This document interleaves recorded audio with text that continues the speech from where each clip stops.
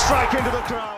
வணக்கம் நண்பர்களே, welcome to my channel CCF உங்கள் cricket with mister cocktail furious. இப்போ நம்ம டிஸ்கஸ் பண்ண போற டாபிக் 2025 ICC சாம்பியன்ஸ் டிராஃபியோட மேட்ச் 10ஓட ப்ரிவியூ தான் டிஸ்கஸ் பண்ண போறோம். Between Afghanistan versus Australia at லாகூர். ஸோ ரொம்ப இம்பார்ட்டன்டான ஒரு மேட்ச் இது. கிட்டத்தட்ட ஒரு நாக் அவுட்னு சொல்லலாமா, எஸ்பெஷலி ஃபார் ஆப்கானிஸ்தான். இந்த ஒரு பர்டிகுலர் மேட்ச் டெஃபினட்டா நாக் அவுட் மேட்ச் தான். ஏன் சொல்றேன்னா, இன்கேஸ் ஆஸ்திரேலியா இந்த மேட்சை தோத்தாங்கன்னா they will be in 3 points. ஓகேங்களா? பட் ஆப்கானிஸ்தான் தோத்தாங்கன்னா they will be in 2 points only. So அதனால அவங்க நாக் அவுட் ஆயிடுவாங்க. பட் ஆஸ்திரேலியா தோத்தாலுமே பாத்தீங்கன்னா அவங்களுக்கு ஒரு சின்ன அவுட் சைட் சான்ஸ் இருக்கு. பிகாஸ் அந்த பக்கம் சவுத் ஆப்பிரிக்காவும் 3 points தான் வச்சிருக்காங்க. இன்கேஸ் சவுத் ஆப்பிரிக்கா இங்கிலாண்டோட ரொம்ப படுதோல்வி அடைஞ்சி அவங்க நெட் ரன் ரேட் பயங்கரமா ஆஸ்திரேலியா விட கீழே குறைஞ்சதுன்னா ஆஸ்திரேலியா ஈவன் ஆப்கானிஸ்தானோட தோத்தாலுமே செமிஃபைனலுக்கு குவாலிஃபை ஆகலாம். இதெல்லாம் ஒரு அவுட் சைட் சான்சஸ் இருக்குன்றதுக்காக சொல்றேன் ஆஸ்திரேலியா பொறுத்த வரைக்கும். பட் ஒரு விஷயம் ஷோரா தெரியும் நம்மளுக்கு, ஆஸ்திரேலியா இந்த மேட்ச் எப்படியாவது வின் பண்ணி செமிஃபைனலுக்கு குவாலிஃபை பண்ண பார்ப்பாங்க. ஸோ அதுதான் அவங்களோட முதல் ப்ரியாரிட்டியா இருக்கும். அதுல எந்த டவுட்டுமே கிடையாது. ஆப்கானிஸ்தானுக்கு ஒரு சூப்பரான ஒரு ஆப்பர்ச்சுனிட்டி கிடைச்சிருக்கு. இதை விட ஒரு ஆப்பர்ச்சுனிட்டி அவங்களுக்கு கிடைக்காது. நல்லா ஞாபகம் வச்சுக்கோங்க கைஸ். ஆப்கானிஸ்தான் ரீசெண்டா நடந்த T20 வேர்ல்ட் கப்ல ஆஸ்திரேலியாவை பீட் பண்ணாங்க. ஸோ அதனால கண்டிப்பா அவங்க ஒரு கான்பிடன்ஸ் லெவலோட தான் இறங்குவாங்க. பிகாஸ் ஆஸ்திரேலியாவோட பேட்டிங் ஸ்ட்ராங்கா இருக்கு தவிர, பட் அவங்களோட போலிங் எடுத்துக்கிட்டீங்கன்னா என்னதான் இருந்தாலுமே கொஞ்சம் டிப்ளீட்டட் தான். ஸோ அந்த ஒரு கான்பிடன்ஸை டெஃபினட்டா ஒண்ணுமே ஆப்கானிஸ்தான் இந்த மேட்ச்குள்ள எடுத்துட்டு வரலாம். இஃப் ஆப்கானிஸ்தான் கொஞ்சம் பெட்டரா பேட்டிங் விளையாடினாங்கன்னா அவங்களுக்கு மறுபடியும் ஒரு ஆப்பர்ச்சுனிட்டி இருக்கு. ஆனா ஒரு விஷயம், இங்கிலாந்துக்கும் ஆஸ்திரேலியாவுக்கும் மேசிவ் டிஃபரன்ஸ் இருக்கு. பிகாஸ் இங்கிலாந்து பிளேயர்ஸ் கொஞ்சம் ஸ்பின்னு கொஞ்சம் ஸ்ட்ரகிள் ஆவாங்க. ஆனா ஆஸ்திரேலியன் பிளேயர்ஸ் அப்படி கிடையாது. They are very good players of spin. இதெல்லாம் பத்தி டீடைலா டிஸ்கஸ் பண்ணலாம். அதுக்கு முன்னாடி இந்த ரெண்டு டீமோட head to head in ODIs பாத்தீங்கன்னா மொத்தமே 4 ODIs தான் விளையாடிருக்காங்க. அது 4மே ஆஸ்திரேலியா தான் வின் பண்ணிருக்காங்க.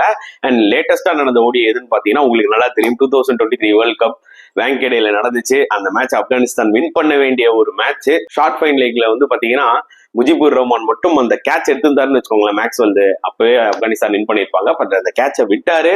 அதுக்கப்புறம் டெஸ்டி மேக்ஸ்வெல் ஒரு தரமான 200 அடிச்சு ஒத்த காலில் ஆஸ்திரேலியாவுக்கு வின் பண்ணி கொடுத்தாரு அந்த மேட்சை. அதை மறக்கவே மாட்டாங்க ஆப்கானிஸ்தான். அதுல எந்த டவுட்டுமே கிடையாது. ஸோ மேக்ஸ்வெல் த்ரெட்னு ஒன்று இந்த மேட்ச்ல டெஃபினட்டா இருக்கு. ஸோ 4-0 நம்ம திஸ் வாஸ் எக்ஸ்பெக்டட். ஏன்னா என்னதான் ஆப்கானிஸ்தான் இப்போ ரீசெண்ட் டைம்ஸ்ல they are beating big teams இருந்தாலுமே ஆஸ்திரேலியா தான். அதுல எந்த டவுட்டுமே கிடையாது. ஓகேங்களா? மேபி இன் T20s பாத்தீங்கன்னா ஆஸ்திரேலியா தோத்துருப்பாங்க ஆப்கானிஸ்தானோட. பட் 50 overs அவங்க தான் பாத்தீங்கன்னா அந்த எட்ஜை வச்சிருக்காங்க. அதுல எந்த டவுட்டுமே கிடையாது. சாம்பியன்ஸ் டிராஃபில ரெண்டு டீம் இதுக்கு முன்னாடி மோதினது கிடையாது. ஏன்னா ஆப்கானிஸ்தான் இதான் முதல் முறையா சாம்பியன்ஸ் டிராஃபிக்கு குவாலிஃபை ஆறாங்க. அண்ட் லாகூரோட கண்டிஷன்ஸ் ஸ்லைட் ரெயின் வரும்ன்ற மாதிரி தான் சொல்லியிருக்காங்க. பட் கவலைப்படாதீங்க, அது பாத்தீங்கன்னா மார்னிங் டைம்ல தான். ஸோ மேட்ச் மத்தியானம் மேலதான் ஸ்டார்ட் ஆக போகுது. ஸோ அதனால it's not going to affect that much. So அது ஒரு பாசிட்டிவ் நியூஸ். ஏன்னா ஒரு பக்கம் ராவல்பிண்டியில பாத்தீங்கன்னா ஒரு முக்கியமான ஒரு மேட்ச் மழைனால கேன்சல் ஆயிடுச்சு, சவுத் ஆப்பிரிக்கா வர்சஸ் ஆஸ்திரேலியா. இன்னொரு மேட்சும் பாத்தீங்கன்னா மழைனால கேன்சல் ஆயிடுச்சு. அது Pakistan versus Bangladesh. That is a dead rubber. இருந்தாலும் பாத்தீங்கன்னா மேட்ச் நடந்ததுன்னா யார் அந்த மேட்ச்ல வின் பண்ணுவாங்கன்ற ஒரு இன்ட்ரெஸ்ட் நம்மளுக்கு இருந்திருக்கும். பட் ஆனா அது இல்ல. பட் லக்கிலி லாகூர்ல அந்த அளவுக்கு பெருசா மழை இல்ல, லைட்டா ப்ரெடிக்ட் பண்றாங்க. பட் அது மார்னிங் டைம்ல தான் இருக்கும். ஸோ பிச் பாத்தீங்கன்னா ஆஸ் யூஷுவல் நல்ல ஒரு பேட்டிங் ட்ராக்கா தான் இருக்க போகுது. அண்ட் ஆஸ்திரேலியா பொறுத்த வரைக்கும் அவங்க template very simple, toss win பண்ணி போலிங் எடுக்க தான் பார்ப்பாங்க. ஓகேங்களா? ஏன்னா England it's difference side, Australia is difference side.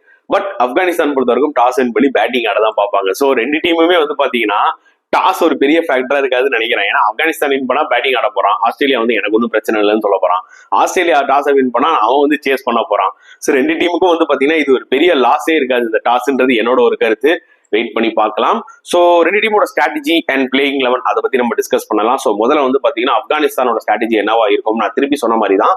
டெஃபினட்டா ஆப்கானிஸ்தான் இன்னுமே பெட்டரா விளாடணும் if they want to beat Australia. சரிங்களா? என்னதான் இந்த போலிங்ல எனக்கு கொஞ்சம் டிப்ளீட்டடா இருந்தாலுமே ஆஸ்திரேலியாவோட பேட்டிங் ரொம்ப ஸ்ட்ராங்கான ஒரு பேட்டிங்.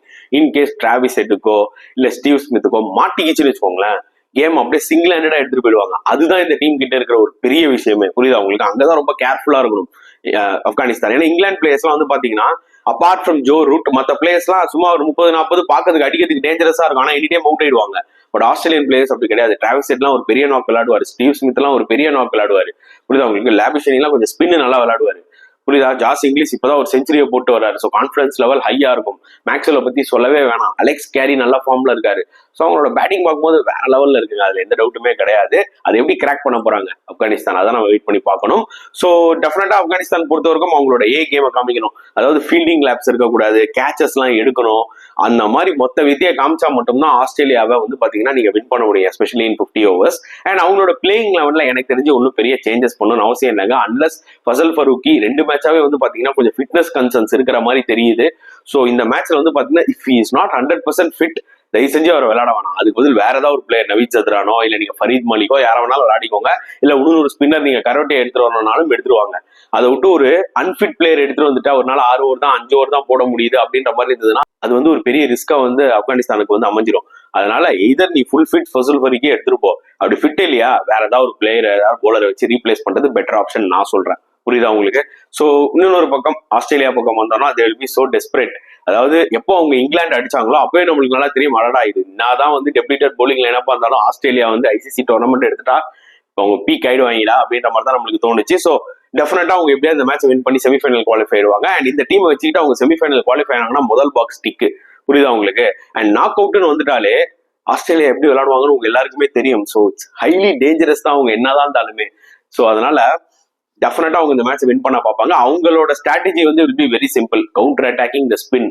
புரியுதா உங்களுக்கு? ஆஸ்திரேலியா ஸ்ட்ராட்டஜி என்னவா இருக்கும்னா ஆப்கானிஸ்தான ஒரு மேக்ஸிமம் ஆஃப் 260 இல்ல 270 ரெஸ்ட்ரிக்ட் பண்ண பார்ப்பாங்க. ஈவன் தோ ஆப்கானிஸ்தான் 300 அடிச்சாலுமே அதை சேஸ் பண்ற அளவுக்கு ஆஸ்திரேலியா கிட்ட பேட்டிங் இருக்காது, வேற விஷயம். ஓகேங்களா? பட் ஸ்டில் அவங்க வந்து பாத்தீங்கன்னா சைக்கலாஜிக்கலா அவங்கள ஒரு 270 280 அட்லீஸ்ட் ரெஸ்ட்ரிக்ட் பண்ண பார்ப்பாங்க ஆஸ்திரேலியா. ஸோ அது நம்ம வெயிட் பண்ணி தான் பார்க்கணும். அண்ட் அவங்களோட பிளேயிங் லெவல்ல நான் ஏற்கனவே சொல்லியிருந்தேன், மேபி ஸ்பென்சர் ஜான்சனுக்கு பதிலாக ஒரு ஷான் அபாட் வரலாமா, ஏன்னா too much of left arm seamers இருக்கிற மாதிரி தெரியுதுல. பென் டோவர்சிஸ் ஆல்ரெடி இருக்காரு அப்படின்னும் போது எதுக்கு ஸ்பென்சர் ஜான்சன்? ஏன்னா பென் டோவர்சிஸ் போன மேட்ச் பெர்ஃபார்ம் பண்ணி 3 விக்கெட் எடுத்துட்டாரு. பட் ஆஸ்திரேலியா வேற மாதிரி திங்க் பண்ணுவாங்க, இதுக்கு ஒரே மேட்ச்ல நம்ம சேஞ்ச் பண்ணணும், நம்ம இதே பிளேயிங் லெவலோட போலான்னு சொல்லி போவாங்க. எனக்கும் வந்து பாத்தீங்கன்னா ஆஸ்திரேலியா பிளேயிங் லெவல்ல எந்த சேஞ்சஸும் பண்ணணும்னு அவசியம் இல்லை. பட் ஷான் அபாட் இருந்தாருன்னா அந்த ஒரு எக்ஸ்பீரியன்ஸ் ஆடப் ஆகும். ஸோ இன்னும் ஒரு ரைட் ஆர்ம் ஃபாஸ்ட் பவுலர் கிடைச்ச மாதிரி இருக்குமேன்றதான் நான் சொல்ல வரேன். மற்றபடி வந்து பாத்தீங்கன்னா if they're going to go with the same playing level not an issue. புரியுதா உங்களுக்கு? ஸோ வெயிட் பண்ணி பார்க்கலாம். அவங்களோட ஃபாஸ்ட் பவுலர்ஸ் எப்படியாவது ஆப்கானிஸ்தான் பேட்ஸ்மேன்ஸை எடுக்க பார்ப்பாங்க. Okay, and Adam Zampa is going to play key role once again, அதுல எந்த டவுட்டுமே கிடையாது. ஸோ வெயிட் பண்ணி பார்க்கலாம். It's going to be really இன்ட்ரெஸ்டிங்கான ஒரு மேட்ச். சரி போ, உங்களோட ப்ரெடிக்ஷனை சொல்லுங்க அப்படின்னு சொன்னீங்கன்னா, அதான் நான் திருப்பி சொல்ற மாதிரி தான், இங்கிலாந்து வேற ஆஸ்திரேலியா வேற அப்படின்னும் போது I am giving a slight edge to Australia. புரியுதா உங்களுக்கு? I am giving 55 to Australia and 45 to Afghanistan. ஏன்னா ஆப்கானிஸ்தானால ஆஸ்திரேலியாவை அடிக்கவே முடியாது அப்புறம் அப்படின்னு கேட்டீங்கன்னா அப்படி கிடையாது. 50 ஓவர்ஸ்ல they can do it. But still எனக்கு என்ன தோணுதுன்னா ஆஸ்திரேலியாவோட பேட்டிங் பவர் வந்து கொஞ்சம் ஸ்ட்ராங்கா இருக்குன்ற மாதிரி எனக்கு தோணுது. அங்கதான் ஒருவேளை ஆப்கானிஸ்தான் மாட்டுவாங்களோ அப்படின்ற மாதிரி எனக்கு தோணுது. ஸோ அதனாலதான் I'm giving little age to Australia 55 and Afghanistan 45. In cricket anything can happen. Afghanistan win பண்ணாங்கன்னா நான் சந்தோஷம் தான் பட போறேன், அதுல எந்த டவுட்டுமே இல்லை. ஜஸ்ட் ஒரு கிரிக்கெட்டிங் பாயிண்ட் ஆஃப் வியூல ஒரு டீம் அனலைஸ் பண்ணி பார்க்கும்போது okay Australia seems to be அவங்களோட பேட்டிங் அண்ட் ஃபீல்டிங் வந்து கொஞ்சம் ஸ்ட்ராங்கா இருக்கிற மாதிரி எனக்கு தோணுது. புரியுதா உங்களுக்கு? அதனாலதான் I'm giving age to Australia. But உங்களுக்கும் சில கருத்துக்கள் இருக்கும்ல, அதை மறக்காம கமெண்ட் செக்ஷன்ல போடுங்க. இந்த வீடியோ பிடிச்சிருந்தா லைக் பண்ணுங்க, ஷேர் பண்ணுங்க, முடிஞ்சா சப்ஸ்கிரைப் பண்ணுங்க. ஸோ நெக்ஸ்ட் வீடியோல பார்க்கலாம் ஃப்ரெண்ட்ஸ். அண்டில் தென் பாய்.